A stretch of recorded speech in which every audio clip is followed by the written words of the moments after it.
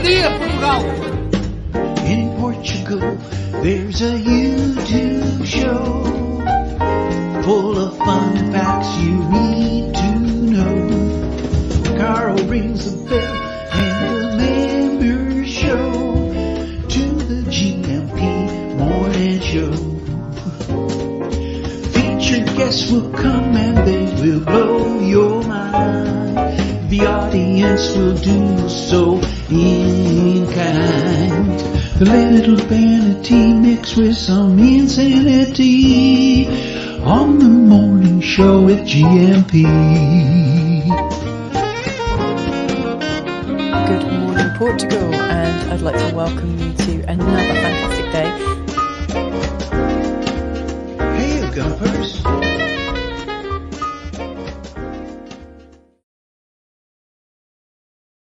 Hola, bon dia, alegria. Munson here with the Good Morning Portugal show, a live stream and podcast on this Dia de São Valentim. So, Feliz Dia de São Valentim. Thank you, Deagle, for that translation there. Thank you very much indeed. Good to see you here this morning, and Coach Turner and Jacqui, the humble crafter, already. The little S by your name means you're a supporter. Thank you very much for that, Jacqui. A bon dia from a grubby, wet, rainy UK. Happy St. Valentine's Day to you all with purple. Little lilac hearts there. Very nice. And Anna, Sweden, Portugal. Feliz Dia dos Namorados from me and from VRSA as well. We'll have a look this morning at 15 things Portuguese people do when they're in love, which I'm sure will involve eating and drinking in some way. Coach Turner's got a God Squad tip of the day for us as well. More chair-based exercise. And talking of exercise, good morning to you, James, as well. Talking of exercise, a little reminder to you. Well, here's some information from the front line of work for those of you who've retired. Lucky you. I went into the world of manual work yesterday, helping out putting up some wardrobes, and I'm a good way through the project of erecting wardrobes. And I can tell you, if you've retired, you're very fortunate.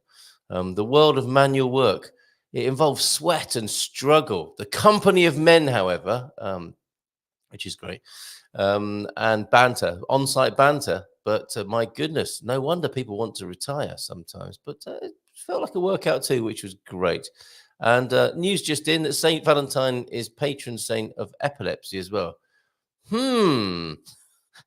Interesting. I thought you were just really pleased to see me. Hola, bon dia. That's a bit tasteless. Sorry about that. Hola, bon dia. We've got more tastelessness to come. We've got a dwarf joke today, and I'm sort of hesitating to share a dwarf joke with you. But the best thing I can do with that, I think, is to say, if we do have any dwarves in our community, we do like a bit of knockabout banter.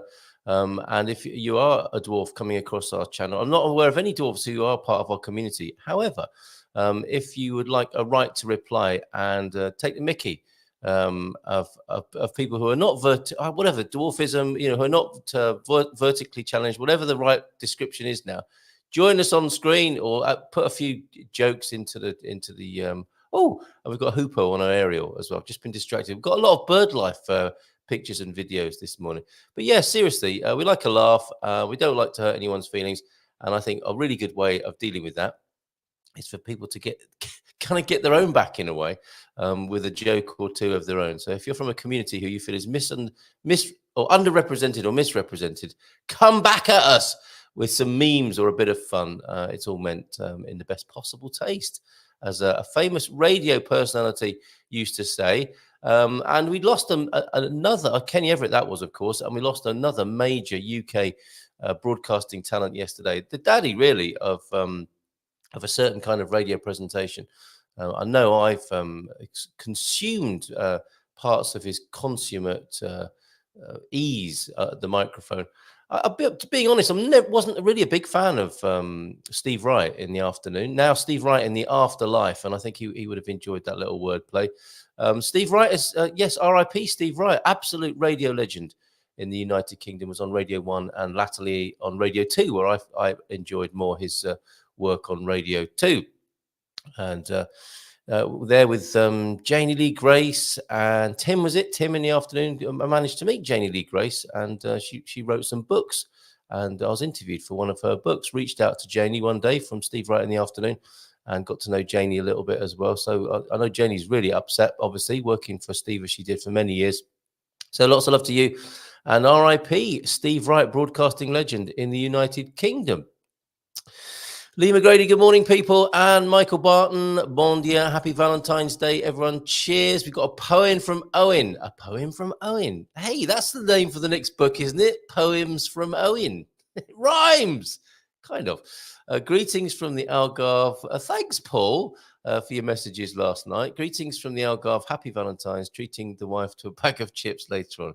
Who says the age of romance has passed us by? Look at that. That's how a Yorkshireman treats his gal. And morning to Pete. A special good morning to Pete from Lee. How are you doing, Lee? We'll have you back on the screen soon, I hope.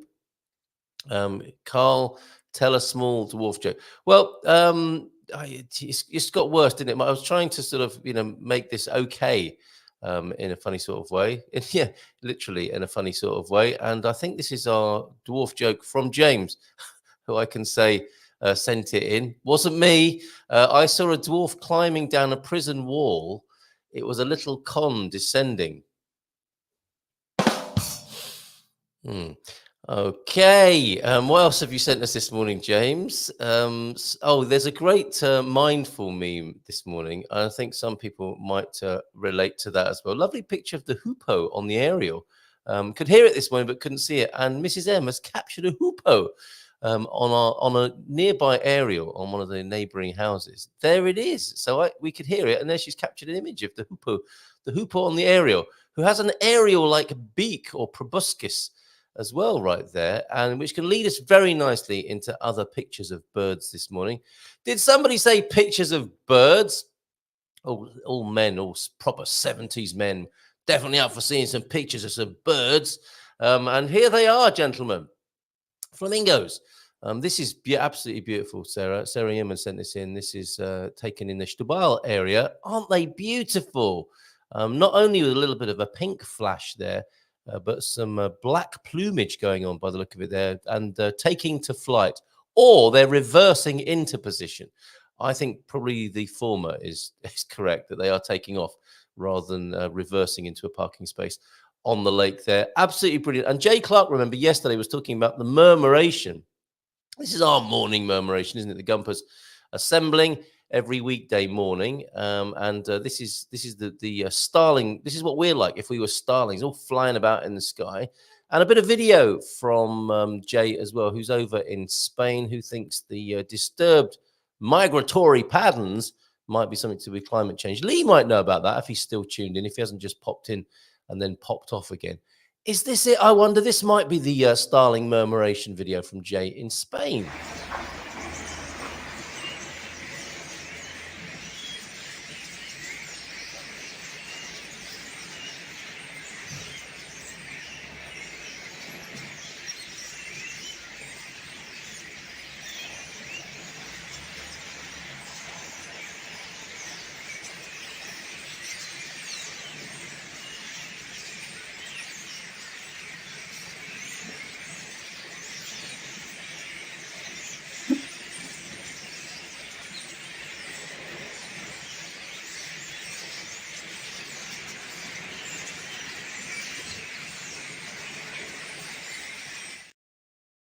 Isn't that fantastic? Absolutely wonderful. The sound of them. And that has prompted a bit more bird talk this morning. Thanks, Pete. Jackson as well, recovering. I think Jacqui, Jack sent me a message yesterday to say that I turned it into, if Carlsberg made carnivals, it would probably be like the one in Lollet. So you're recovering there. Got home at 10:30 last night. You legend. Really pushed the boat out then. Were you out all day, to be fair? You didn't go out at 8 and then we're back by 10:30, because that's what gives us expats a bad name. Lightweight foreigners. Oh, I'll just go out for a couple of hours and then literally do that. Not a murmuration, but a lot of birds are settling in for the night. Sounds like James knows a thing or two about birds. So the murmuration, I guess, is when they're in that close proximity to each other and throwing shapes, striking poses in the sky there. Who else is in this morning with messages? I had the same concern, but took the risk of confirming being an ignorant, an ignorant dirt. Nothing against there's all ignorant people, by the way. There you go. Well done, James. It's making it worse here, Pete. Are you honestly? There is a bar owned by dwarf people in your village who are just lovely. There's no reason why they shouldn't be, Pete. Quite honestly, it has a similarly modest prices. Not helping. Not serious. Dad thought. Not so deep thought. Whoever decided to spell lisp with an S was a special kind of cruel, right? It's true. That is true, isn't it? Pete was challenging me to say wonton backwards, which is not now, isn't it? Hi, British men, that is. What? Okay. And woo, woo, woo, woo, woo, that's what the sound wontons make. Hoopos make.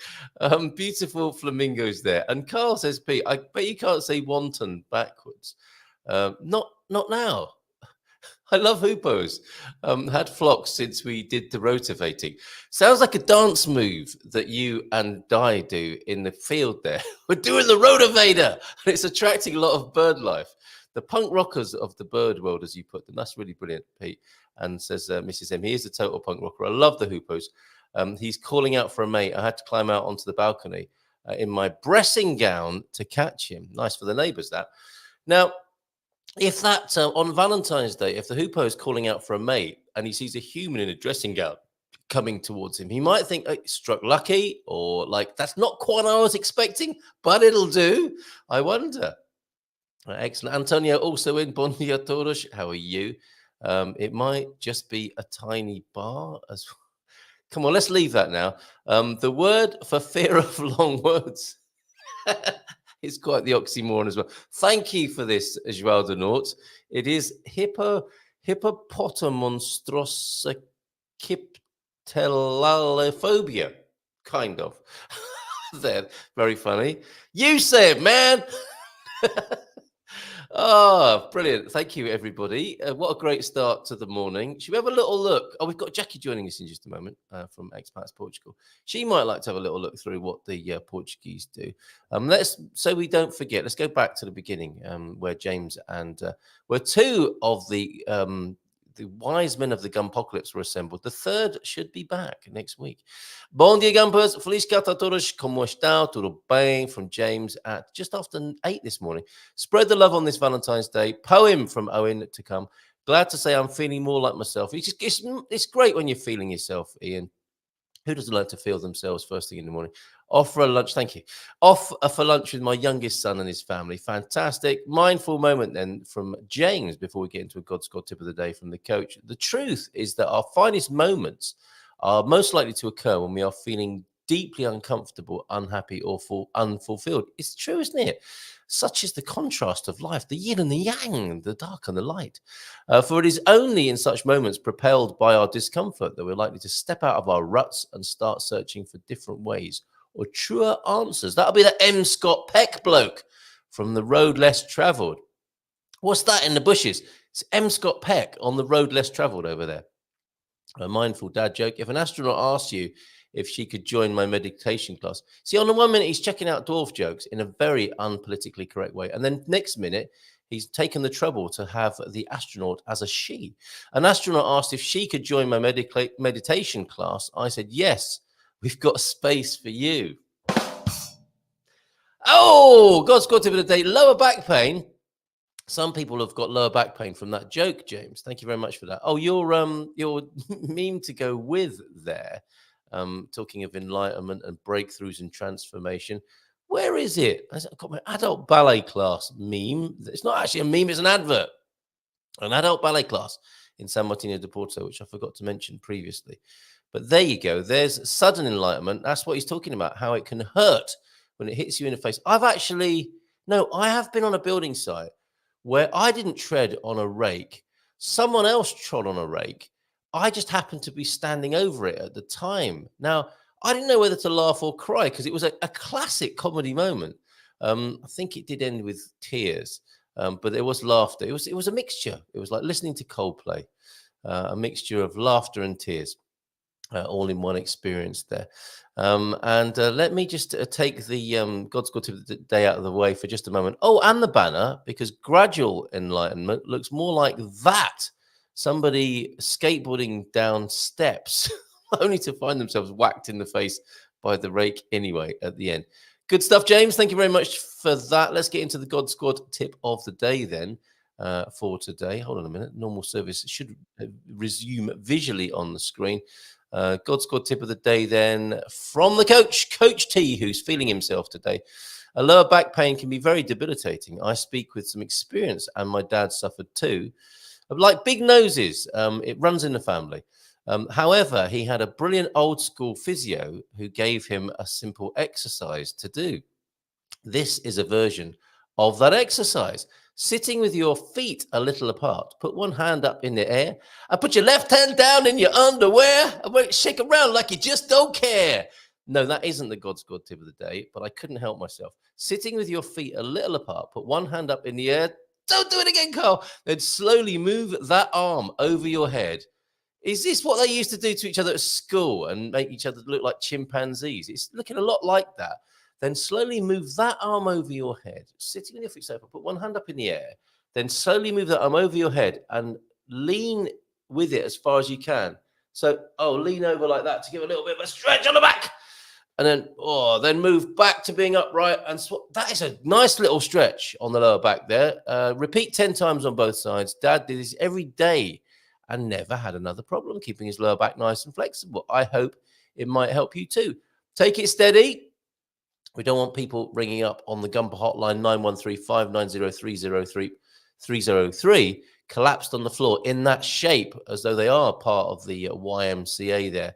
Lower back exercise that's gone horribly wrong. But that makes sense. Thank you very much for that. A little stretch of the lower back. Bon dia, Carl and Gumpers from a warm Belfast. 9 degrees, lots of rain. Could scrape double figures later at 11. Looking like a warm weekend between 10 and 13 degrees this week in Belfast. And a Feliz Dia de Saint Valentin from Deagle there. Let me just say, make sure we've said hello to everybody this morning. Before we go to Jacqui and Kashkash, Antonio F is here, of course. And Pete, perfect. We've said hello to everyone. I think if you're there and you haven't said any hi on the screen, please do so as we give Jacqui a nice big round of applause. And bring her on to the screen. Hola, bon dia, tudo bem? How are you, Jacqui? Happy Valentine's. Oh, thank you very much. We might have a little look together at how the Portuguese celebrate the Valentine's Day. Have you got plans today with hubby? Actually, we are going to Morocco on Friday. So that's how lovely. Yeah, I've never been to Marrakesh, so it's very exciting to be able to go to Marrakesh. Will you be riding on the Marrakesh Express? I'm like train crazy, and I don't even know what that is. So I was beyond the song. I have no idea. What is the Marrakesh Express? Do you know? It's a great tune, even if you don't get on. Even if you get on board, it's a great tune. Is that a sleeper train? Is that what it is? I don't know. It probably has a similar atmosphere to the Darjeeling Express, upon which those brothers. What was that? Who made that film? Was that a Wes Craven movie? No, not Wes. The other one. I can't remember. I can never remember film details. I think Seth Rogen was in that one. Was he really? He may well have been, yeah. But I imagine it's like, hot, dusty train. Yeah, and you can get food. You can go down to I bet Pete's been on the Marrakesh Express. Stand by for incoming from Pete, who will tell us about the Marrakesh Express as well. I'm sure. Saying good morning to your beautiful wife. Good morning. How about stop it, you two? And James says, I do stretches every morning that engage my lower back. Well, Lee said soonest mended. I suspect there's no need to be like that, James. Oh, I see what you mean. I do stretches every morning that engage my lower back. Put your back into it. Sounds like it's sliding across the kitchen like James Brown. That looks like a great exercise. I started doing it with you. And I saw you. It is a nice little stretch, and I think the arm adds a little bit of weight, and that's a nice stretch along there as well. Oh, yeah. You get a lot of bang for your buck with that stretch, don't you? I'm feeling it all down the ribs and up into the bicep there, as well as the little bit of a stretch you're doing on the lower back. Very good. not Wes Craven, Wes Anderson, of course, I think did the Darjeeling That's it. Express. And it was, of course, Simon and Garfunkel who sang Marrakesh Express, if I remember correctly. I don't think so. No? I don't think it's Simon Garfunkel. No? It's Loggins and Messina, maybe? Is it Jimmy Loggins? I don't know. I don't remember. Kenny but it Loggins. Sorry, what is wrong with was- No, I could be wrong about that too. But Jimmy Messina and Kenny Loggins? I think yes. What the yacht rock duo? Well, we're bound to. It's not either. It's neither. None of those. I think it was one of those guys. Isn't it Okay. funny? Some people are tuned in. Some people are tuned in, right? And they're thinking, I don't need to comment this morning. I can't be bothered. And then you say something like that, and it's like, Alison, right? They need to know. Crosby, Stills, and Nash. Good morning, Alison. Perhaps see you at the meetup this lunchtime in San Martino de Porto. Thank you, James, Alison, and Mrs. M. Crosby, Stills, and Nash. Sounded like a Simon and Garfunkel. You'll forgive me for thinking it might have been them. But anyway, you're here to tell us about forthcoming attractions over at Expats Portugal. It will be the Dream Team at 9. But before that, 7:30 tomorrow night, what have we got, Jacqui? Another beautiful redhead like your wife. Sarah Davies is going from Spartan, is going to be telling us about money exchange and the services they provide. And Excellent. one of the things I think makes Spartan unique is this particular product that I don't know if I've ever mentioned it here, but so let's say the exchange rate is really great. And let's say you bring $100 in a year to Portugal, $100. I'm just throwing out a number. If you put 10% or $10 into an account with Spartan, you could keep the other $90 in the US working for you in your 401k or whatever it's doing, and bring it into Portugal, into the EU on day 364. And you will get the same rate that you locked into when you open that account with that 10% or that $10. Oh, you can buy ahead, like a forward buy on that and lock the rate. Yeah, but you could let the money still work for you. You don't have to be bringing in that money. Very And good. I think that's so, and I think that's a lot of the concern people have, like, if they bring in a lot of money, then it doesn't work in your investment accounts.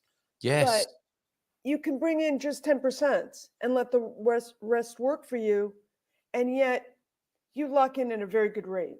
That's good to know. Very good. Yeah, Very good. Yeah, rates change, as we're all aware. But if you're smart and you play it right and you do a little research, it makes sense. Very good. I think a product, and plus they have great service. I mean, they tell people go, look, if you think the rate's going to lower, can you give me a call or could you notify me? And they'll notify these people and save them tens of thousands of dollars, depending on how much they're bringing in. So it's good to have somebody on your side, and they do the homework. If you listen to Sarah, she's not just giving you, oh, this is the rate today. She'll explain to you what the Fed is doing, what's happening in the UK, what's happening internationally that is most likely going to affect the rate in the short term. So you start to really understand the process and the logic behind what's happening. And given kind of the political climates and all the things happening in the world, they're able to give you at least some sort of prediction about where they think rates are going to go.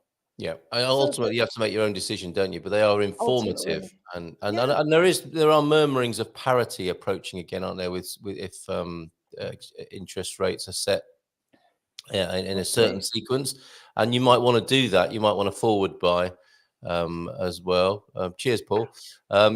You may want to fix your rate for the future, as Jacqui has just outlined there. So tune in tomorrow night at 7:30 to hear, and quiz actually, of course, in that environment, you can ask Sarah questions as well. Yep, we have the main webinar, which is recorded, and that's published on Sunday evening. And then there's a lock-in as well. So when we finish recording, if you're a secret billionaire and you don't want to expose yourself in that way during the public recording, you can ask a more We personal. get lots and lots of those. So I'm many, sure. right? So many who come for a Yes. slightly more discreet service after the Yeah, that's recording. it. Right. That's it. Paul Yeah, Rees and it should joining be us at interesting. 9. And yeah, 9 tomorrow. 9 this morning we've got Paul, and 9 tomorrow in the evening we'll have the Dream Team after Sarah at 7:30. So in these last couple of minutes, if you'll stay with me, Jacqui, for a minute, Marrakesh Express refers to a popular train service that runs between Casablanca. You played it for her, you can play it for me. Play it. And Marrakesh, 2 major cities in Morocco. The train route is operated by the National Railway Office of Morocco. This sounds like Wikipedia. Thank you, James.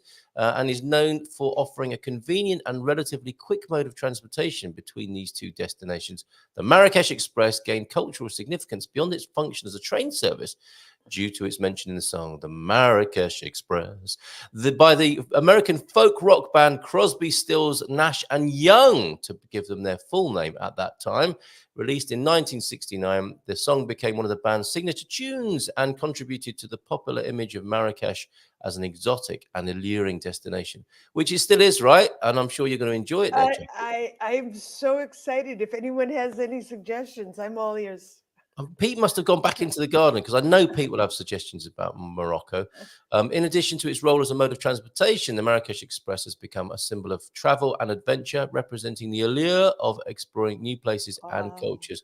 According to my new friend ChatGPT, nice one, James. Thank you very much. OLP is in with a bon dia as well. And in this last couple of minutes with you, Jacqui, let's do 1 or 2 of these 15. Well, actually, we don't need to do them. Let's read them, because this could get us in all sorts of trouble if we actually try and do them together on Valentine's morning. 15 things the Portuguese do when we're in love. Sounds like it's written by a Portuguese person then. Sandra Gersh there. Now, the funny thing about this article is it goes to 10 and then 15 after 10. And maybe Portuguese people forget how to count on St. Valentine's Day here. We send you about 300 texts per day is the first suggestion here. Once interest is shown and phone numbers are engaged, you can start blaming Vodafone, Nosh or Mayo for the amount of incoming messages received daily. It's definitely not our fault if sending messages is virtually free. Well, it is very good value sending texts here if you're on the right plan. So a Portuguese lover might send you quite a few texts. We'll be giving you a dating commitment ring. Don't freak out, says Sandra here. It's an alianza de namoro. It's not an engagement. Back in the day when traditional families didn't accept the shame of their children's relationships, lovers decided to come up with this symbolic ring. This way, parents could justify to society the freedom of their children that their children had, and it's stuck. We're still a long way from proposing. It might take a year or 2 or even 10. Right now, we're just serious and we're not texting anyone else. This is very informative, isn't it, for those in the dating scene? We'll take you to Sintra, apparently. That's just a serving suggestion, not literally, I don't think. Unless, of course, you're on the other side of the country, then we have to choose somewhere in between Terra Nostra in the Azores and Serra do Gerês in the north. But ultimately, the village of Sintra, with its colourful palaces and castle perched on a green serra, is the queen of romance. And it doesn't take long to figure out why Oshmayash came to life in the mind of Essa de Queiroz here. Even if you get the time wrong and the crowds of tourists fill the streets, there's always that small road sided by the chalet writers. Sorry, the small road sided by the chalet's writers forgot to include in their guidebooks. Okay, I think we get the gist of that. But Sintra's a romantic place. And this one we'll just share before we have Paul join us. We can continue this list with Paul. He may have things to add to it. We don't shower you with gifts. We'll kidnap you instead, which may put people off having a Portuguese lover. We could give you gifts, but it's much funnier to figure out where else we should take you. Is that with like a black bag on your head with your hands bound with gaffer tape? We could give you a huge, I mean, some people like that sort of thing, of course. We could give you a huge teddy bear, but we'd rather take you to see the landscape of Alentejo. A soft kidnap.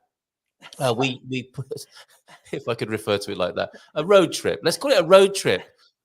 So we didn't get I any like more soft kidnap. soft I like kidnap. that. Okay. I think we should go with that. We Portuguese might be shy with gifts sometimes, but we're not shy with our attitude. So watch out for that. If you're in the dating scene, you may be approached in that way by Portuguese people. Jacqui, thank you so much. I'll see you tomorrow evening. Bye. Thank All you. right. Cheers, Jacqui. All right. And I think we should keep that applause going. And we've got a poem from Owen soon. Here's Paul Rees, everybody. Bom dia. Hola, bon dia. Let's let that applause die down. It was rapturous for you this morning, Paul. After your excellent debut last month, you're back again with us, and I'm so pleased. I am good. Great to be back. Great to be back. I trust you enjoyed yourself. Have you been stopped in the street yet for your autograph? Not for my autograph, no. Oh, have you been soft kidnapped lately by a Portuguese? Well, I was thinking the idea of soft kidnapping a mother-in-law. Yeah, we're going on a trip. We're going on a trip, dear. Oh, I love a road trip. Yeah, Alentejo. It's nice this time of year. Very good. All right. We've got comments coming in, and I'm sure there'll be questions for you. Let's recap a little bit. You're a bit of a legend, aren't you, in the property scene here in Portugal, doing reports for people, assessments, and dabbling a little bit yourself in development, as I recall. Yeah, it sort of mutated from the report stuff was during COVID when people couldn't fly in and out, which I set up a scheme with Pure Portugal to service their customers largely. Which is quite fun. So it was dealing as much as one could then with cameras and getting zoning and planning permission, viabilidades and stuff like that. Yeah. That was quite useful. But no, in 2019, I set up a proper business to buy, develop and sell old properties. Right. So and how's that going right now? Is there anything that the political parties are saying that interests you? No, the alojamento local, all the mais habitação stuff, because I'm rural, didn't affect. Very good. Okay. Which is great. Yeah, you read in Lisbon that people are kicking out of AL into longer term rental. Yeah, that's not really happening around here either. It's no, I mean the government's fiddle and it's annoying. I think the NHR will have an effect because that's generally people coming into the country, non-habitual residency. That's annoying and impactful, but a lot of people are coming anyway, as they always have. Yeah, right, absolutely. Yeah, so golden visa is not really my bag, man. That was more Lisbon and Algarve. Okay. So it's just simple. We buy old buildings, village properties, town centres, some lovely historic properties in historic zones, do them up and sell them to whoever wants to buy. So it's that business is growing because of the people wanting to move to countryside and towns in countryside rather than. I just love that. Well, people can't afford the Algarve and Lisbon now. Isn't that interesting? So it's not just about the rural idyll; it's more bang for your buck. But absolutely. Coincidentally, they are being introduced, and the Portuguese interior is being discovered as a result. Is that fair to say? I think the economics is a lot to do with it. I was talking to an American couple who'd planned their retirement here 4 years ago. Had set aside a certain amount to buy a 3-bedroom apartment in the Algarve. Yeah. When they turned up and realized things had doubled in price, they went, oh. Yeah. And for that money, bought a 5-bedroom house with land in the countryside with money to spare. So I know what I'd prefer, but some people are fixated with beach and sunshine, and have worked long and hard to retirement, often dreaming of a sun-kissed retirement. And you've just got to pay for it, and it leaves you less disposable income, as they say. Well, that's very interesting. And I'm a big fan of Central Portugal, and that's why I moved here in the first place, with this idea that I'd be out in the middle of nowhere. Didn't work out like that, funnily enough, and that's often the way, isn't it? I'm sure you meet people all the time whose plans change when they come to Portugal. Yeah. But I still have whether it's for me personally or not, I have a real longing or urge to have Portugal's interior be celebrated, and to not go the same way as you hear of these Greek and Italian and Spanish villages that are just deserted and desertified. and lost forever. And it might be the timeline of Portugal, the specific quirks of its history and, you know, how it relates to the rest of the world might mean that this rural experience of Portugal, we can reverse the trend in a way, and people will move and repopulate and regenerate the countryside of Portugal. And what a wonderful thing that would be. Yeah, it is. I mean, it's happening. It's a bit like the shoal of fish. You know, one fish moves thinking it's making its own decision, and actually the whole shoal moves in exactly the same moment. And it's very similar. It's thousands of individual decisions. I think what holds up many people's ability to go rural is the lack of supply, which is the market I'm in is trying to increase that supply in a small way. Yeah. And that's to do with families hoarding properties. It's to do with insane paperwork that's never been updated so that properties are actually unsaleable under current regulations. And owners that are unidentifiable. Yeah. You know, I mean, you see it all over. There's still buildings in the Algarve, I remember from the 80s, thinking, oh, that would make such a lovely site for a new house. And it's still there, and it's owned by 55 different people, all of whom are still arguing. And it is a bit of an insanity.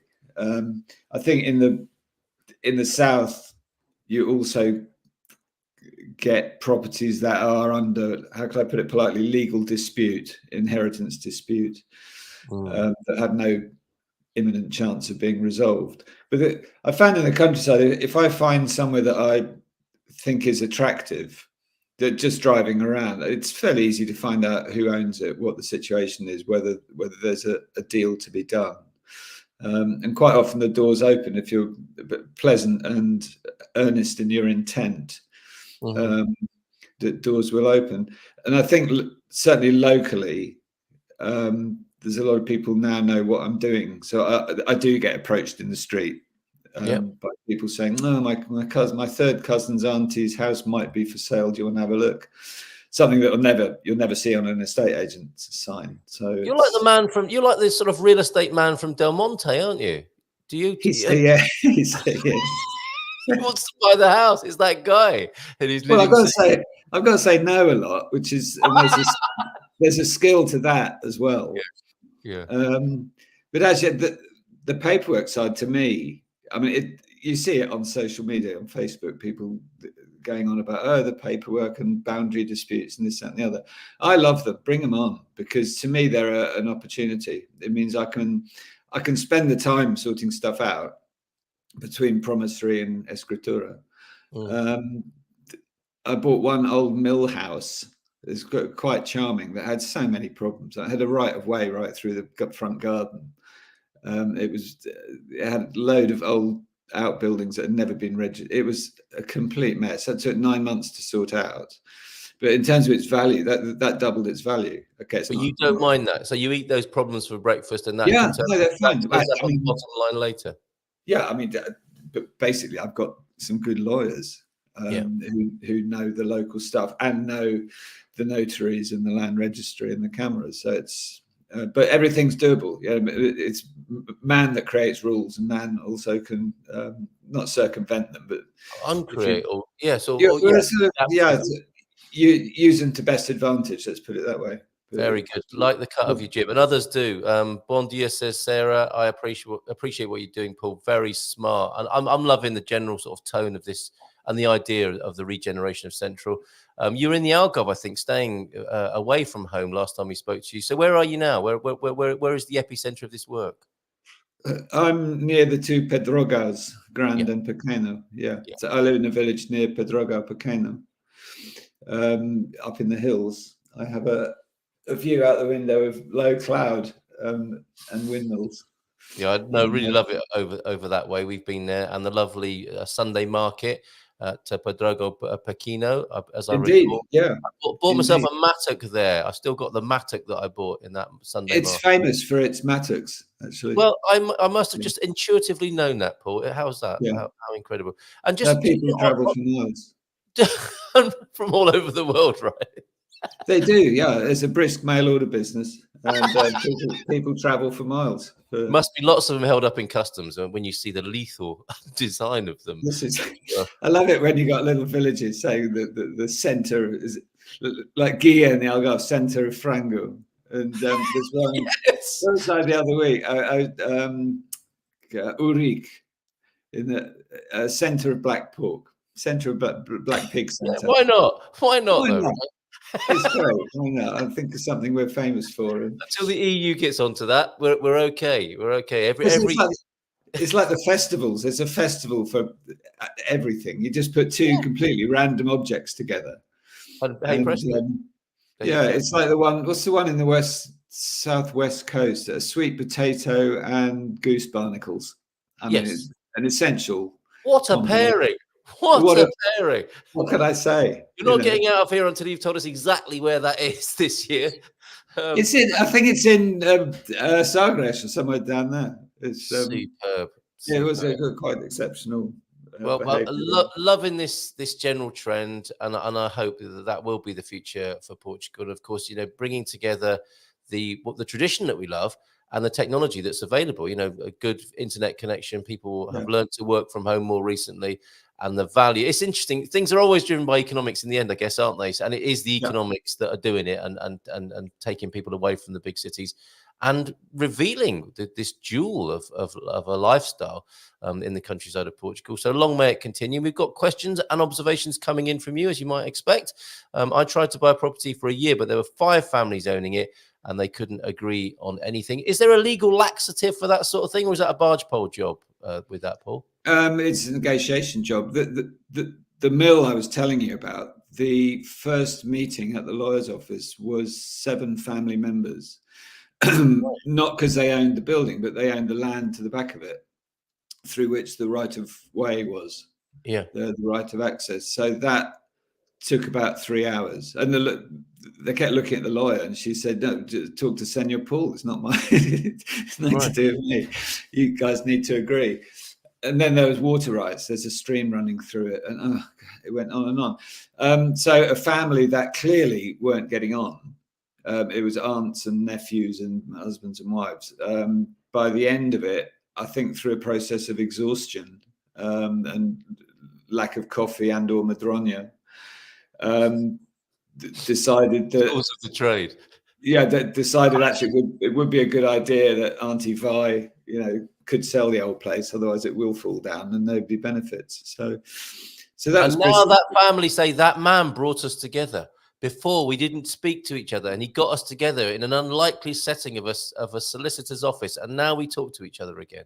Yeah, well, they're probably putting poison in her tea now that she's got the money. But you don't shy away. A bit like Stephen White says. He says, where people are running away from the fire, I'm running into it. Yeah. And that's so you don't fear these sort of situations. And Darren might have kind of run towards that fire as well, and sort of taken the game to the families and said, look, let's do this, and stood his ground a little bit.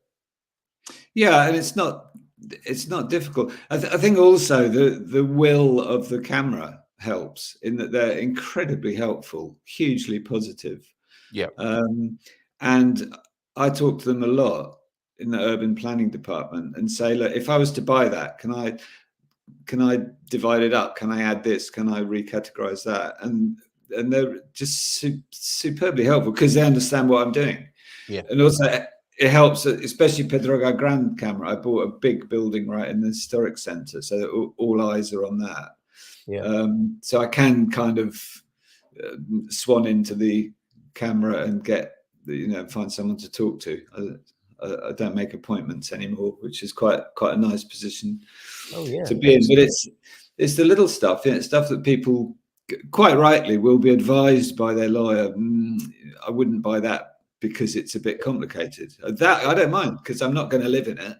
The clock's not ticking. I'm not paying a hotel bill, waiting to move into somewhere. Yeah. So it's there's one we just bought that was one old woman, but 2 cottages that had been joined together decades ago, probably in the 50s. But actually, it was 2 separate property numbers. and there was some common land at the back. So what do? You're not allowed to divide it. You're not allowed.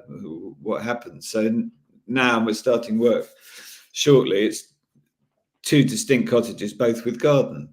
Now, I'm not going to say how I managed to arrange that, but it is all quite legal, and you just got to know what you're doing and take good advice. I think I'm probably quite a good listener in that I can't possibly know everything, but there are people that do certain tasks day in, day out that are expert at them. So it must be very satisfying when ultimately you pull it off and it's for sale and done and dusted.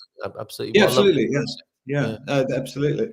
But we're trying to improve quality at the moment because of this new demand, because of long-term expatriates moving from the south to the centre, which is good, but they demand, as do many foreign buyers, a degree of quality that's been not on the table in recent years. So I'm just starting to use a design company in the south that do some beautiful and exceptionally beautiful rustic interior design.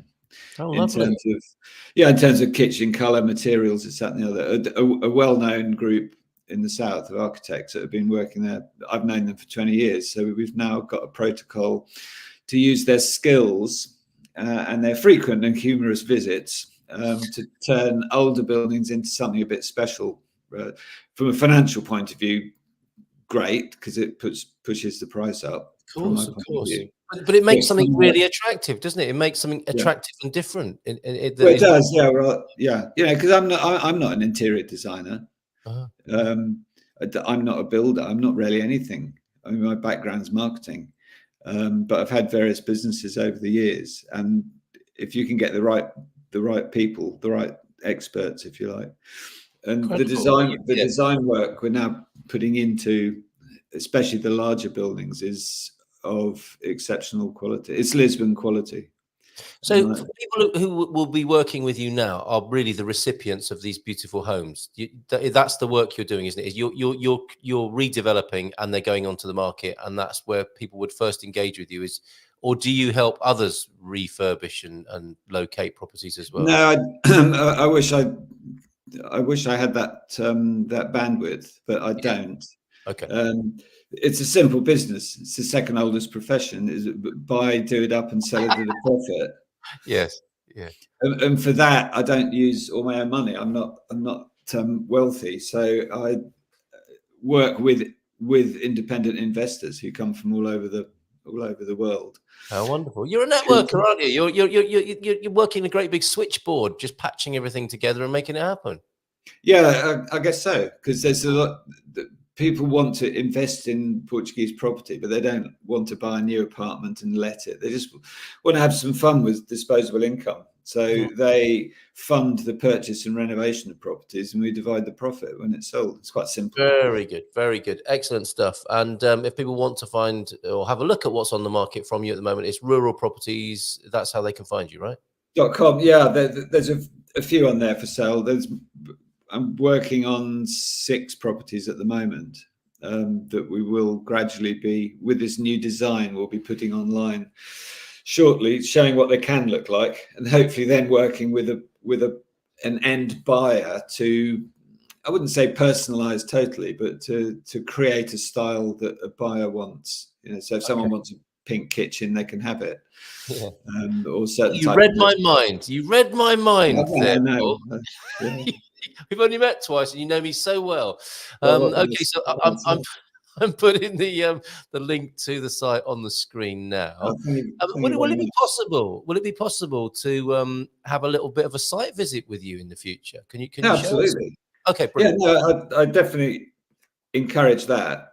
Yeah, I had a guy actually yesterday who's in Pakistan, potential investor, and he's coming out. He's golden visa. Has got a property in Lisbon. I've just booked him into a hotel next month up here because he wants to look around for a couple of days at projects with a view to investing his inherited some of his inherited money in a project, but wants to see what he'll be buying basically. Great. So that sort of trip, I'll show people around the properties I know are for sale, but more importantly, the ones I know I can make the required margin on. Yeah. Yeah. Well, if we can be with you one morning like this on That'd be site, great. Yeah. that'd be wonderful. Questions coming in then. Sorry, I'm hogging you. There are other people who want to ask you things as well. I'm curious. Can you explain what your process timeline is when you notice a building for refurbishment? How do you find out who owns it, etc.? So yeah, from start to finish, what might that look like, Paul? It's the piece of string question, really. Yeah. If something's going to take forever, I'll walk away from it. Yeah.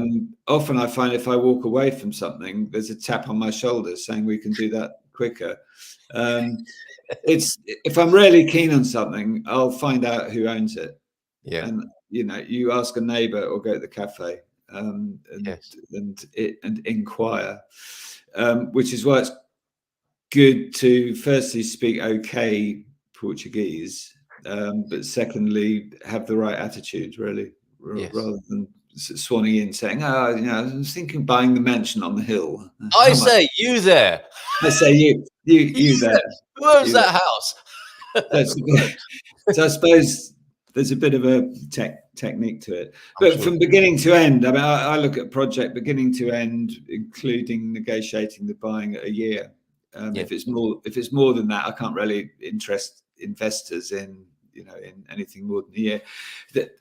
Having said that from when the investment money comes in to enable me to actually put a deposit down or buy something to sale, if that's a year, that's fine, because people think in annual. What's the annual return on this, and that's when the money leaves someone's account and to when it goes back. So if I can get that in within a year, that's good. Yeah, everybody reinvests. I've not had anyone drop out. Great. But yeah, the pre-wrangling, if you like, can be good few months. Because I'm then dependent on land registry or on a camera engineer. So it's things like that add the weeks. And typically with building, I'm not in a hurry. Yeah, I'm not in a hurry. And if that's good. If people are, sure, avoid that. Or get really good advice. Don't just throw it at a lawyer. There's more to it than that. Yeah. All a lawyer's going to do is instruct other people. So it's better if you know who to go to. Very good. And typically with building projects, it's fits and starts, isn't it? Nothing can happen for months, and then there can be some very intense building work. A bit like when a multi-story building goes up. It's months, isn't it, in the underground car park and the foundations and the planning. And then it just seems like a few weeks when they start building the upper parts of the building.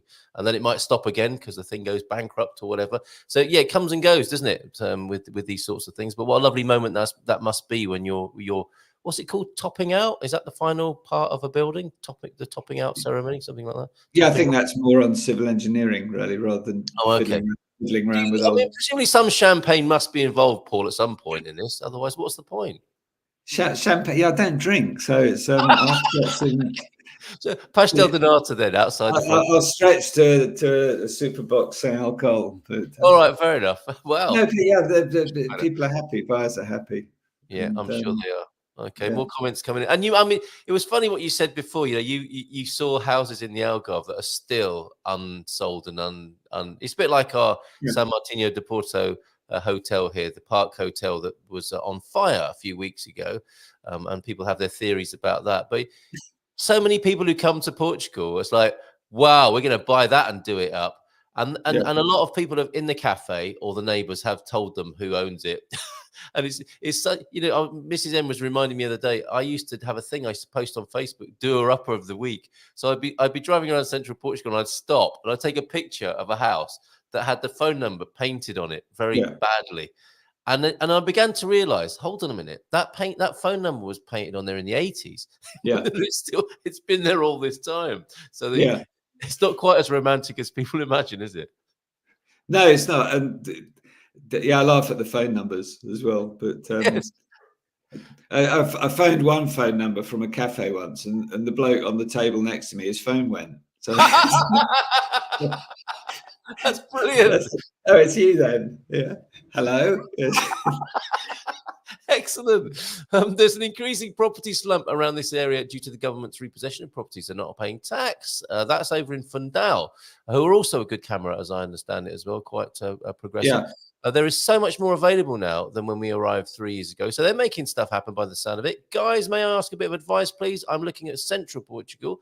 I want to be in a market town where I can have a stall. I'm finding from the internet, most markets are specialized. Coimbra, maybe, says Paz Lebon. Antiques market, says Jacqui, or food markets. I'm looking for an area that has more anything and everything type of system. Any ideas for towns that are best for that, guys? What would you say then if you're a market salesperson and you're a maker rather than a food producer? Where would Jacqui go for that, Paul? Well, there's a big market in Portugal Grand on the spare land. I don't know when. I'm not a great market goer, but I know if I need to buy an orange tree or a basket, that's the place to go. That's quite a big one. It depends what they're selling. If it's artisan products, there are market that just look on Facebook. There's so many groups, but because of the nature of my business, I'm a member of most of the friends of all the towns around here, and it seems to me mostly to do with markets and things that are going on in the school and the church. So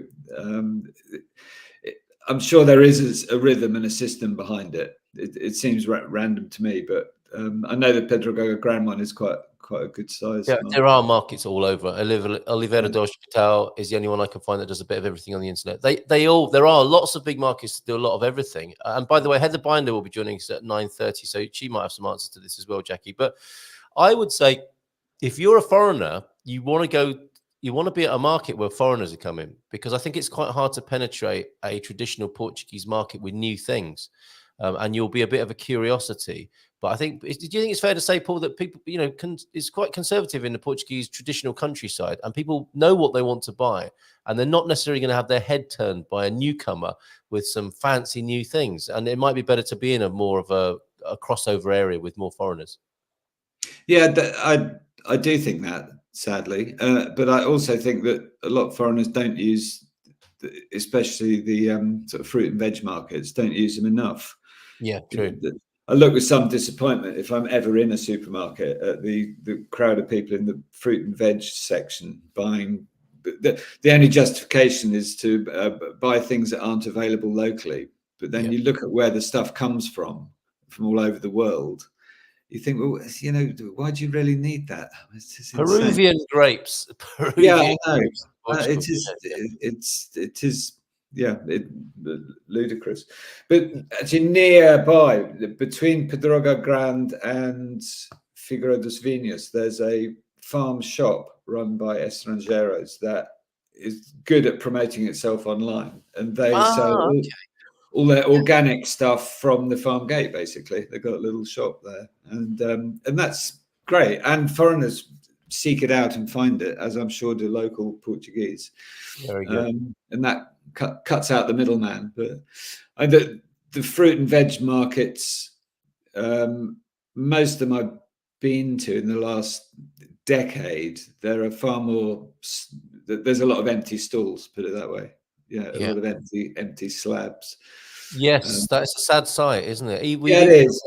And to my shame, I stopped going to the market here. It was more of a timing thing, because I'm doing this every weekday morning. But I've started going to our local market again, and would urge people to do that. It's a tricky one, that, Jacqui, but let's keep talking about that. We had so many boxes, says Paz Levon, that it took us literally a year to find an ideal plot. Drive the prices up, though. Do we want that, like the UK? No. Well, that's an interesting question for you then, Paul. You will be part of this debate of the foreigners are coming over and driving up the prices of property. The alternative, I suppose, is just have lots of ruins and desertified villages and towns, isn't it? Yeah, it's complete nonsense. Foreigners driving the prices up in rural areas. There's enough stock in rural areas to last the next 100 years. Okay, so if there's 50 people like me, I have absolutely no effect on the price of ruins. Yes. It's larger economic factors. It's not on the buying side. I can still buy things extremely reasonably because that's their market value. They're unwanted. And it's unlikely, isn't it? Yeah, you're not going to be in this business to sell the ruin for the same prices you bought it for, because that's not how it works, is it? Yeah, exactly. I spend a lot of time, effort, employ people, buy supplies, and get a property ready. Then I don't suddenly dream up a price. I find out what the market price is. Yeah, I can't sell it for more than a market value. So if I provide quality and people are coming here from overseas with bigger budgets than the local shopkeeper, that's what Portugal's all about. That's what any country is about, is a mixture of people. And if somebody wants to spend $500,000 on a 17th century former hospital in the middle of a historic centre and sees that as great value for a 6-bedroom ensuite house with pool out the back, fine. Yes. To many people, that's going to be the cheapest deal they've ever done. It's all relative. Yeah. And it sounds like with one of those, you're not robbing that from a young Portuguese family, are you? No, it's completely the other end of the market. It's totally the other end. Angry Portuguese families who you stole their opportunity to live in a dream home with a it's nonsense. And I've never bought a property yet where someone's had to leave it. Yeah, they've all been empty. Take your point. I mean, Paz Lebon, we do take your point, and it is an important conversation to have. Although we're having a bit of fun with it this morning, it is a very important conversation. I think we need to keep saying this. And these houses are sold to you by Portuguese people who you could describe as speculators. They want the best price as well. They're not saying, just give us half because we don't want to drive up the prices around here, do they? Exactly. I make a lot of people very happy. Yeah. Houses that have been sat in families for 50, 60, 100 years. Yeah. I bought 2 properties. There's no record of any previous sale. So they've been in that family, and then they've sat there empty for 40, 50 years. I bought in Pedro Pequeno recently that the youngest newspaper I found was 1964. So if you say, and so that was the last sign of life there. And talking to the neighbours, that family left in the 60s or before the revolution. So let's say 1970. That's well over 50 years. And what I hear from neighbours, where I know people who are buying up properties. Heather joining us in a couple of minutes. Sorry to keep you, Heather. We'll just finish off with Paul here. What I hear from people who buy properties and renovate them with local neighbours is that local neighbours are very happy. They would rather live as long as the neighbours are nice. They would rather live with life in the neighbourhood than this festering old wreck next door down the street, right? Full of cats. Cat shelter, yes. It's appalling. And the one I was talking about, the hole inside had to be removed because it was wood. It was absolutely falling in, leaving the 4 walls. It's being reconstructed. The neighbour adjoining it, it's a party wall, is absolutely delighted. I'm sure they are. Doesn't matter about the noise. Doesn't matter about the team playing their radio all of Saturday quite loud. Life in the neighbourhood. Really delighted. Absolutely delighted. Very good. One more question for you, Paul. Always great fun talking to you. We're looking forward to seeing you next month and maybe on site. That was the website address there, rural-properties.com. And one final question then. Are you looking for additional investors? Always. Yeah, I spend a lot of time talking to potential investors, and the ones I've got, I love. They all reinvest. But there's plenty of room. There's plenty of property out there. All right. Well, then, can I make an invitation to you? On a Tuesday evening, apart from last night, because it was Carnival, on a Tuesday evening, we have our Portugal Club meeting, which is our mastermind group of the Good Morning Portugal show. Could you come along and join us one Tuesday evening, and people can quiz you a little bit more about the investment opportunities? Yeah, absolutely. Superb. Excellent stuff. Okay, we'll do that then, 8 o'clock one Tuesday evening, and I'm sure João Denot will be happy to be there. Great fun talking to you and very informative as ever. Have fun up there between the Pedregals. Thank you very much for having me. Cheers, Paul. All right, then. Take care and bye for now. Wow, always great fun talking to Paul. Let's keep that applause going because we've kept her waiting long enough. Heather Binder, everybody. How are you? Great. How are you this morning? Good to see. I'm very well, thank you, Heather. Yeah, good to see you. You occasionally come along to our Portugal Club evening, but we decided to take the night off last night, didn't we? Because it's Carnival. Have you been celebrating Portuguese in the last? How long is it? 5 days now. I would love to say yes. but I've been doing visas. Oh, We've had, bless you. yeah, Yeah. well, it's like if people get their stuff in early, then we can get our work done and we can go party.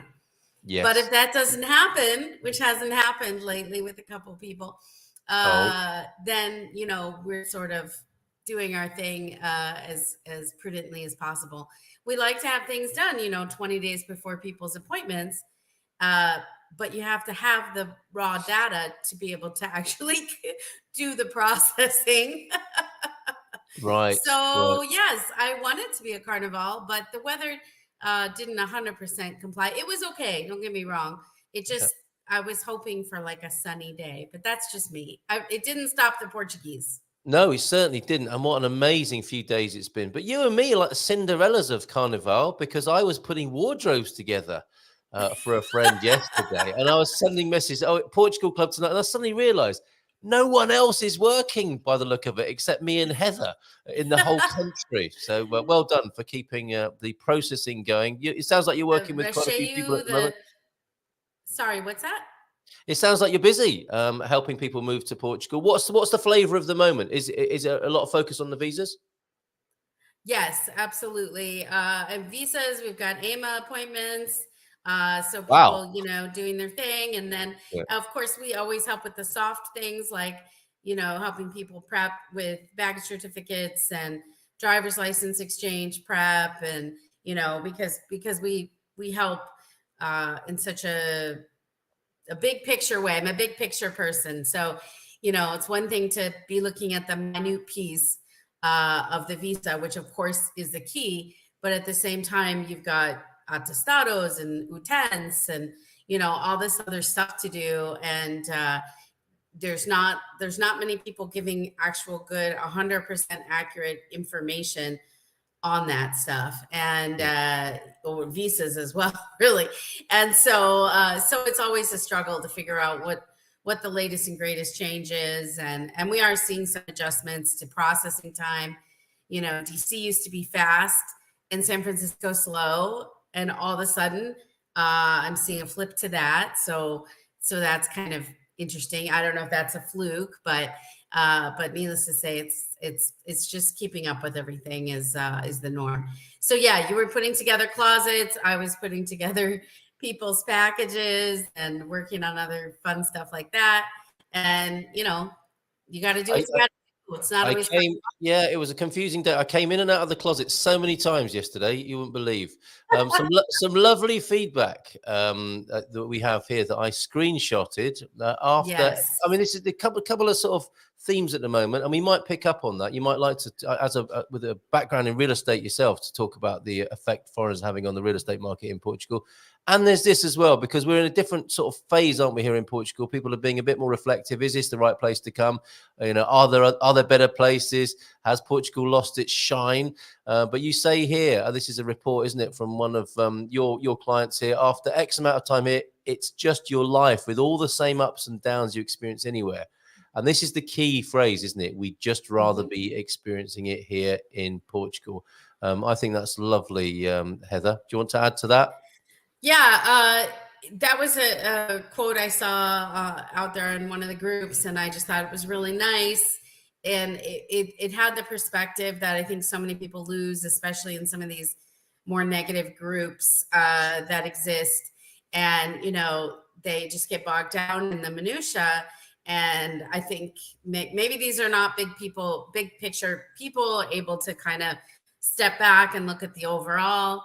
But I think overall, we're amazingly fortunate to be in the position that we're in, and to be here and to be enjoying Portugal, which for all of its pitfalls is also just amazing. So, and I've been investigating a little bit of, is the grass greener in a couple other countries close by, and topping the list. And the things I'm learning are kind of amazing. And the grass is not greener. That's what I want to know. Yeah. Okay. The grass is not greener. My girlfriend moved to Costa Rica last year. And I mean, I'm not trying to bash another place to go, but The grass is I not don't mind greener, that. This you is know? the Good Morning Portugal show. Come on, give us a dirt on Costa Rica. Okay, well, this is someone I trust. This is a Yeah. real estate partner of mine from Arizona, and she came to Portugal, visited, and then they ended up going to Costa Rica, but they said they don't believe that they're going to stay because it's so expensive. And she's telling me like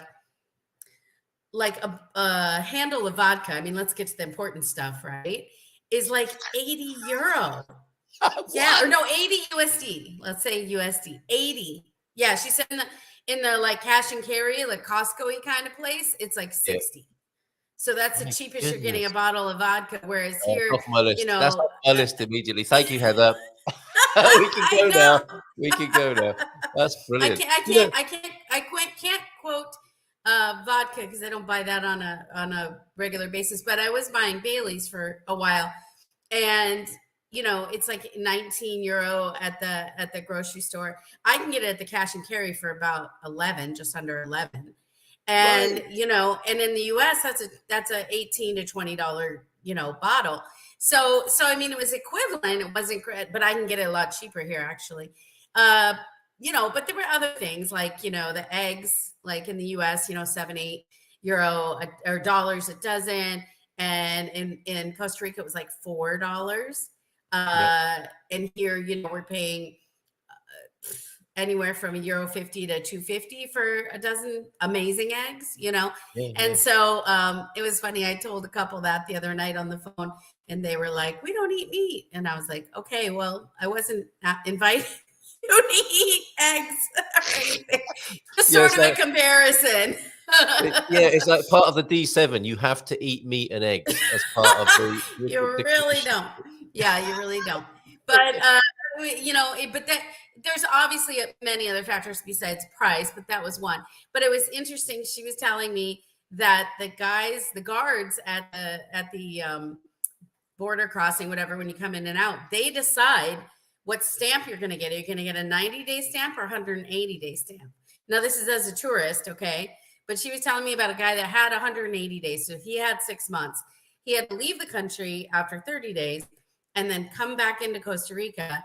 And when he went back, the guy that helped him just gave him the 90-day stamp. So all of a sudden he had 5 months, and now he's down to 3 months. He had 4 months left, and and then you can't drive after 90 days, but they actually crack down on that, and you can't. So in other words, when you look at the minutia, the grass is not greener in a whole lot of respects. And then I just had lunch the other day, or coffee with a gal that used to live in Spain, and that is a unbelievable thing there. She's actually willing to come on and interview, so I'll have to get her on. Oh, great! Let's do that. Yeah, let's do that. Portugal and Spain one time. Jay Clark's here from Spain as well. He might have something to say on that. And also, I mean, comparisons are limited, aren't they? Because I get the feeling with, the comparison with Costa Rica and Portugal is not that fair, because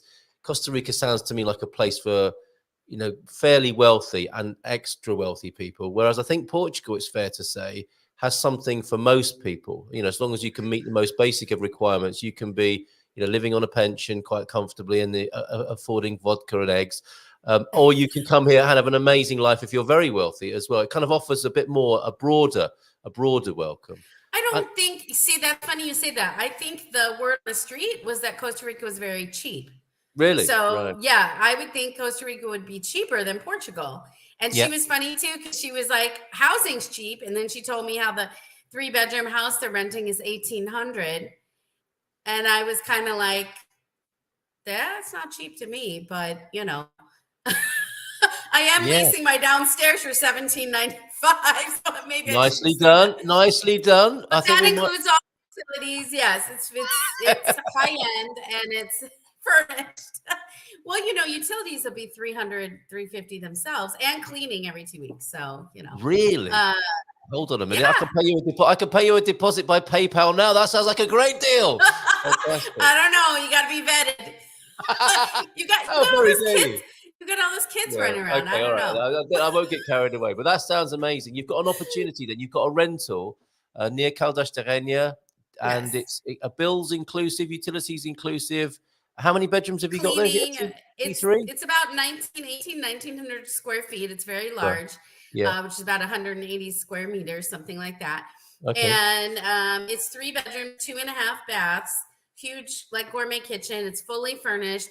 My parents live there, so it has everything under the sun: window screens, heating, cooling, cork floors, tile, washer and dryer, brand new fridge, newer dishwasher, gas stove, like, and shared use of the hot tub and the gas barbecue and the courtyard and the front space. And it's really nice. It's very nice. So you can see And it the if you monthly, what do you want for it a month? $17.95 is what Okay. I'm asking, and I'll do long-term lease.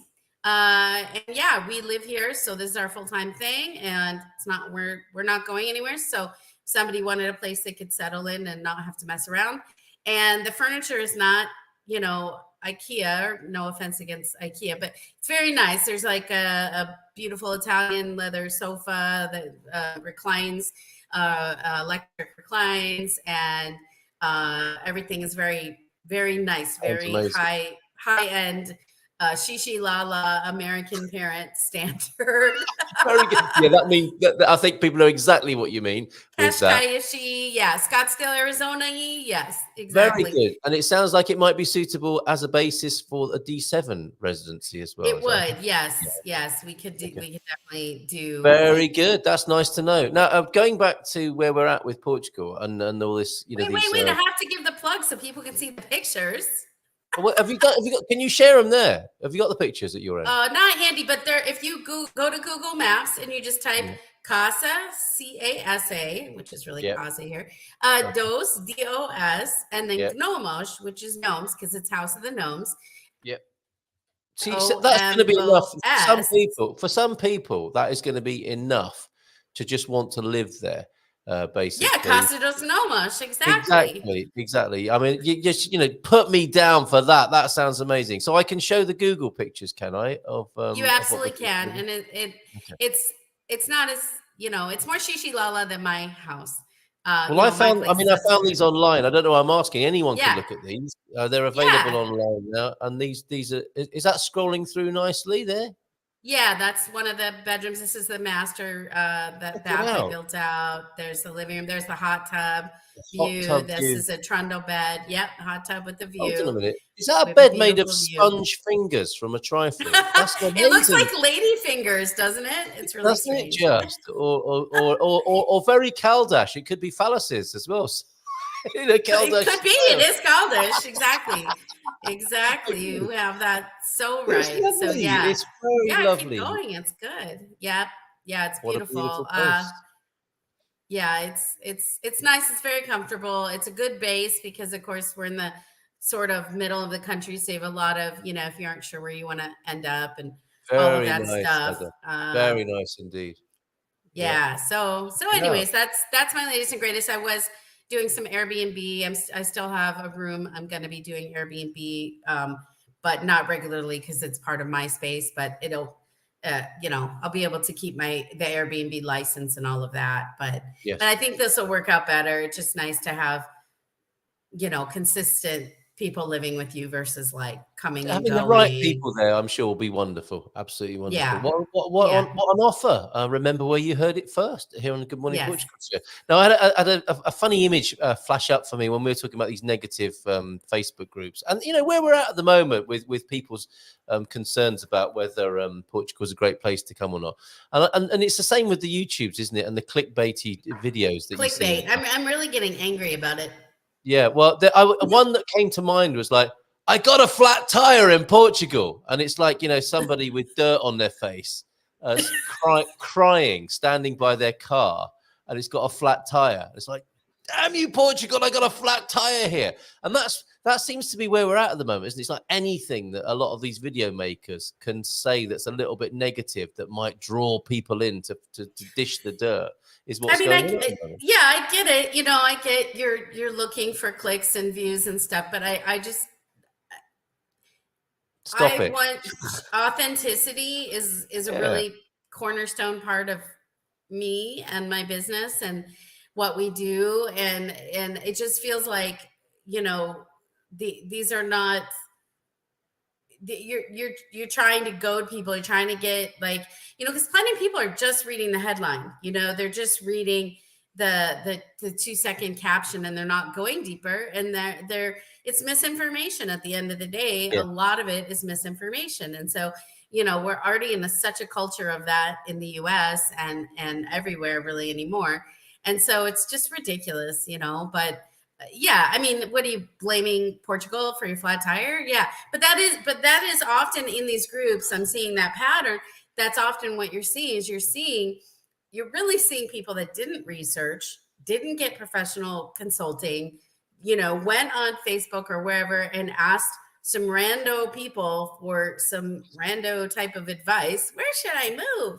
And they say nothing about themselves, their lifestyle, their needs, their, you know, I mean, that's a whole conversation. And So I don't know. I think any place is as good as you want it to be to an extent. There's certain obvious things. There is all of that. We always say that here, don't we? It's you know, it's a great start, and then it's what you make of it. And I know what I'll be doing this afternoon. I'll be making a video, the 10 best places to get a flat tire, and Portugal. Portugal's going to be number one. That's how I roll. Right, let's go to a few comments and questions. James, my grandpa was Tom. He was a ship's captain and spent many years sailing around India. When he was sailing, I suspect India seemed like outer space does to us now. Also explain why my mum was 9 years older than my aunt. Very good. Bon dia. It's from Sarah, who came in, and we showed your beautiful picture of flamingos earlier on. There's no reason why we shouldn't show it again. Isn't that a fantastic picture, Heather? Wow, that's amazing. Yes. We've got those near us in the Óbidos Lagoon as well. Let's see who else is here, because I think we've got some questions for you. You've prompted a question or two. In the 7 minutes, though, we have remaining. We've got we had some questions for Paul. You might want to pick up on some of those as well when it comes to property prices. Let's see, where do we get to? Thanks, Mrs. M. I think that was when Mrs. M called Joelle de Nort a beautiful lady this morning. I'd be investing in eco-friendly modular type homes that are an upgrade on mobiles but affordable. We're not seeing too much of that at the moment, but I think that's another trend that will happen, Paz Le Bon. My question to the hosts, if there are any advantages to living in Portugal than living in Spain.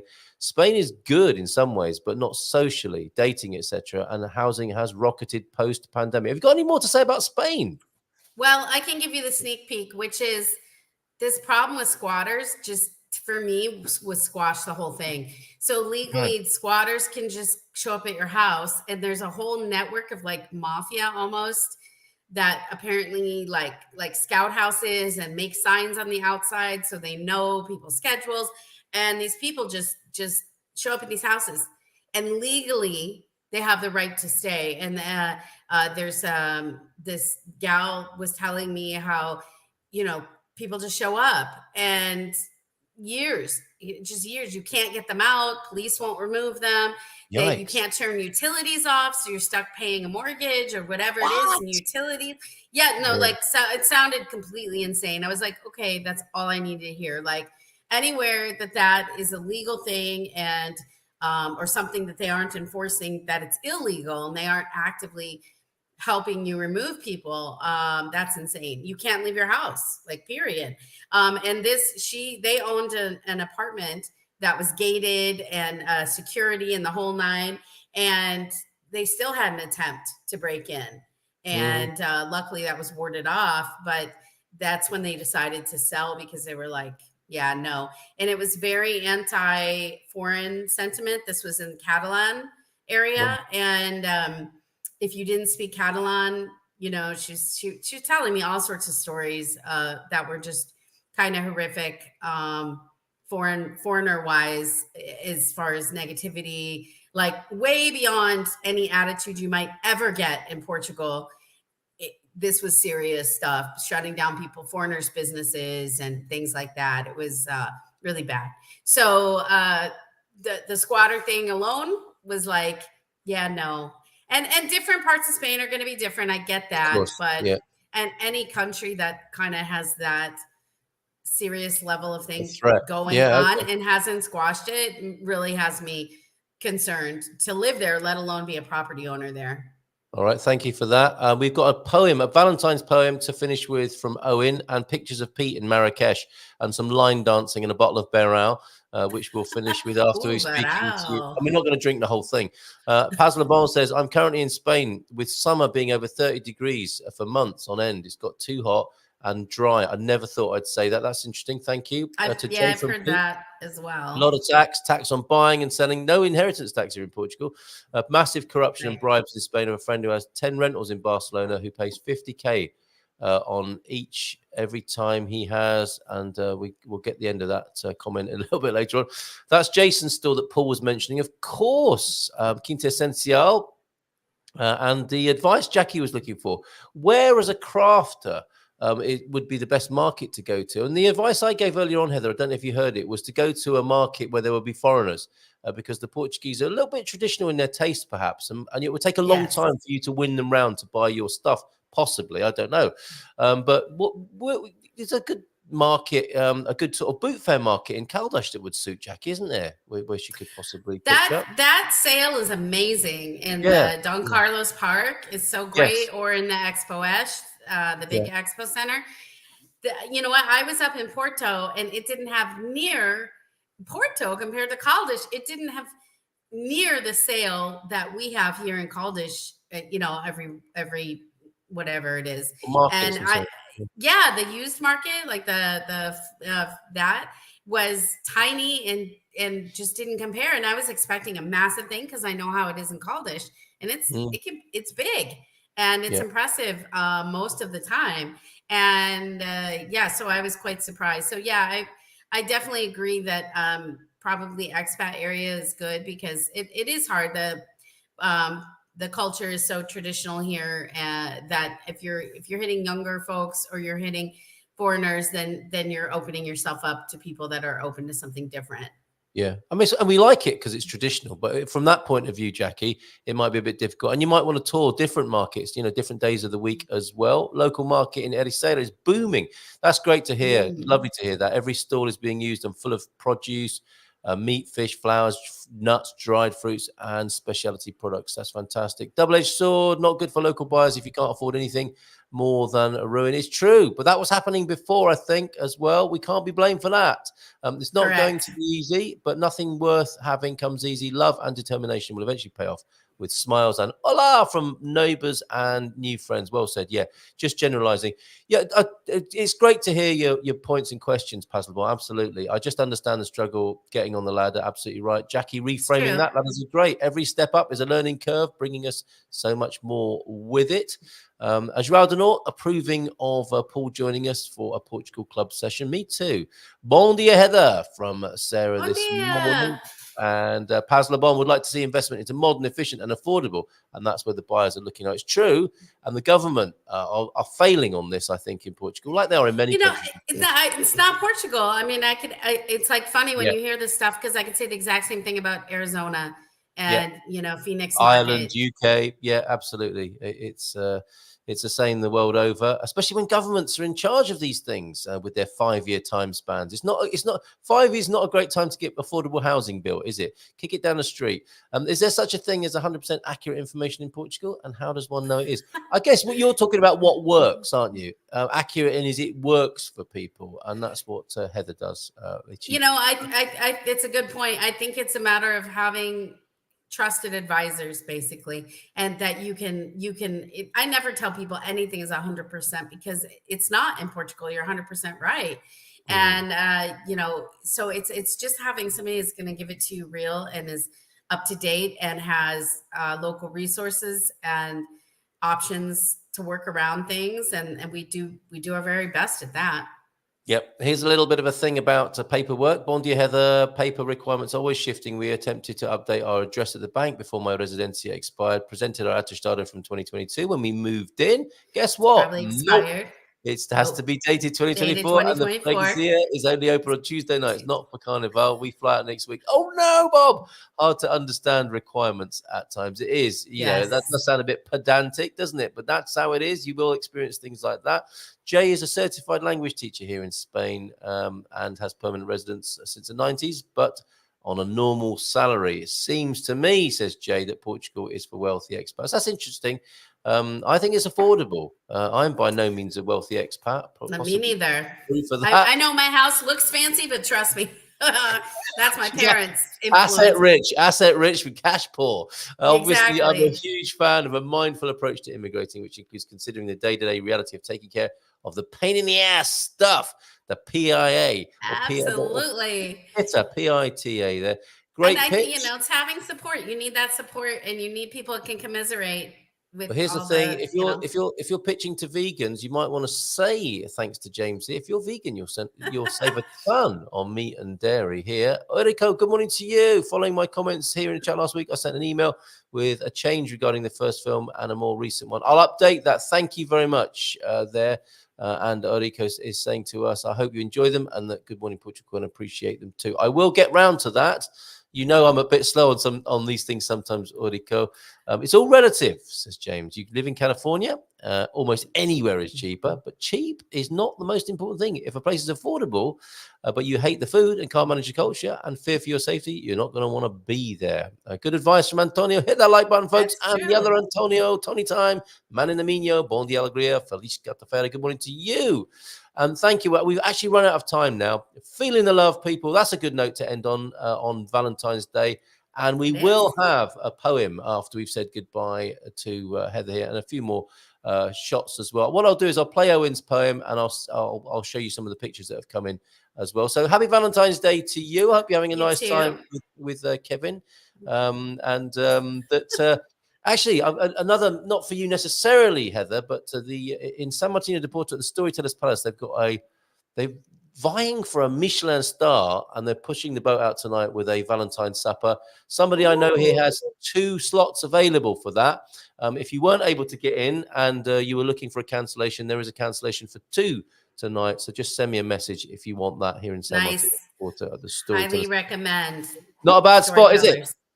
Heather, it's great to see you. Always good. Yes. Oh, look, Paz Le Bon suddenly might be in trouble. Oops, it's Valentine's. Yikes, quick, get to the petrol station, buy some flowers.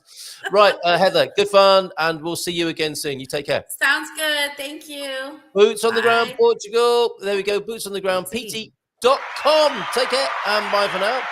There goes Heather Binder, and that poem. I've got to go and put more wardrobes up. Here's a poem from Owen. Poem from Owen. And I'm going to push this right up nice and loud. And actually, what I'll do is I'll pop it up in the Portugal Club as well, if I may, Owen. A special for today on Valentine's Day. Not your mushy traditional Valentine's verse, but more of universal love here. So over to you, Owen. Just one day. Oh, my. Oh, hold on a minute. I need to... on just one day. Hold on, let me start that again. Just one day. Oh, my dearest heart, let this be known. On just one day a year we celebrate the love we hold, the joy we've shown. But every day our love should be great. In the eyes of the world we may hide our cherished feelings, our hearts inside. But in our own way we should abide and show our love with hearts open wide. On this day we may pretend to be the perfect partner, the best. But love is not to show, it's a true friend that's with us always, no need to quest.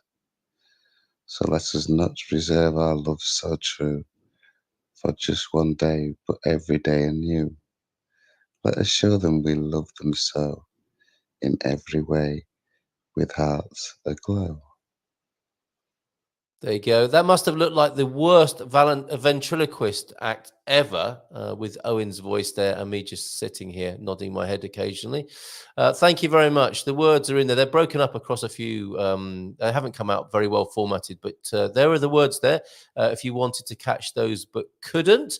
Celebratory Berrao here for you, and Pete on the Marrakesh Express, and a video of Karen and Philomena doing a bit of line dancing. I think our favorite carnival, the most hardworking carnival people, I think, in our community. Let's have a quick look at Karen and Philomena doing a bit of dancing now as part of their...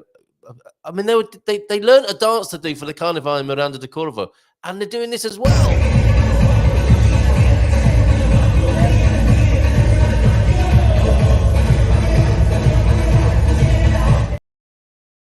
Very good. Excellent. Well done, Karen, Philomena, everybody all over the country who did such a great job celebrating Carnival. You deserve one of these. Look at this. Thank you, Michael, for that. That was consumed in Miranda de Corvo and no doubt elsewhere around Portugal as well. Look away now if you don't want to see Pete in Marrakesh. There he is, suitably attired. Cigarette in mouth, of course. A classic Pete Bleach look there. And there it is, finally, the Marrakesh Express when Pete was over there. Whatever you're doing, have a great day today. Good words to heed from Owen there, and they'll be up in the Portugal Club. Let's make this a day, if not of individual and couple love, then of universal love. Goodness only knows we need it at this time in human history. So lots of love to you on Valentine's Day, and we'll see you again here tomorrow. Take care, and bye for now.